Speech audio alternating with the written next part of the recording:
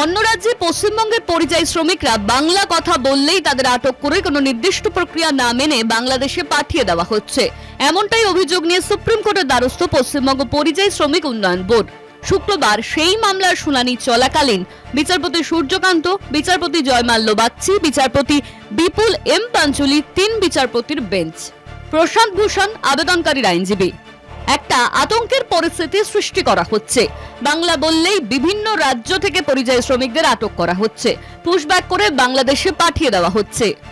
তুষার Mehta, solicitor general. Panic করবেন না। প্রশান্ত ভূষণ আবেদনকারীর আইনজীবী। আপনারাই প্যানিক ছড়াচ্ছেন, আপনাদের সরকার প্যানিক ছড়াচ্ছে। অন্য দেশের অনুমোদন ছাড়া কোনো ব্যক্তিকে সেই দেশে পুশব্যাক করা যায় না। বিচারপতি সূর্যকান্ত। যদি কোনো ব্যক্তি সীমান্তবর্তী দেশ থেকে পার হয়ে বেআইনিভাবে অনুপ্রবেশ করতে চায় তাহলে সেক্ষেত্রে নিরাপত্তা বাহিনীর অধিকার রয়েছে তাকে পুশব্যাক করে সেই দেশে ফেরত পাঠানো। কিন্তু যদি কোনো ব্যক্তি ভারতবর্ষের সীমানার মধ্যে কোনো একদিন প্রবেশ করে নির্দিষ্ট সময়ের পর তার বিরুদ্ধে বেআইনিভাবে থাকার অভিযোগ ওঠে তাহলে তাকে নির্দিষ্ট বৈদেশিক ট্রাইব্যুনালের বিচার প্রক্রিয়ার মাধ্যমে ফেরত পাঠানো যাবে। প্রশান্ত ভূষণ আবেদনকারীর আইনজীবী। কিন্তু সেই পদ্ধতি মানা হচ্ছে না। বাংলাদেশের সঙ্গে অবিলম্বে চুক্তি করা উচিত। বিচারপতি সূর্যকান্ত। হেভিয়াস কর্পাস মামলার সঙ্গে এই মামলার কোনো যোগ নেই, তাই আমরা হাইকোর্টকে নির্দেশ দিচ্ছি অবিলম্বে তারা যেন মামলা শুনে নিষ্পত্তি করে। তুষার মেহতা, সলিসিটর জেনারেল। কেন সংগঠন এসে বলছে? ব্যক্তি এসে বলুক, সমস্যায় পড়েছে সে এসে বলুক। বিচারপতি সূর্যকান্ত।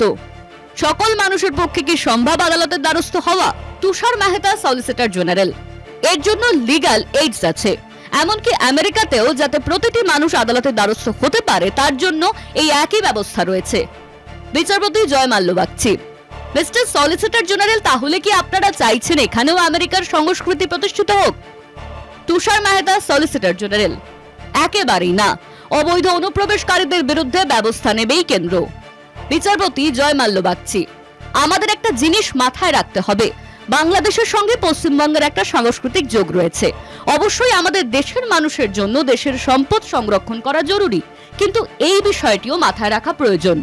কিন্তু কাউকে যদি সন্দেহ হয়, তিনি যদি প্রয়োজনীয় নথি দেখাতে না পারেন, তাহলে তাকে কি পুলিশ গ্রেপ্তার করবে না?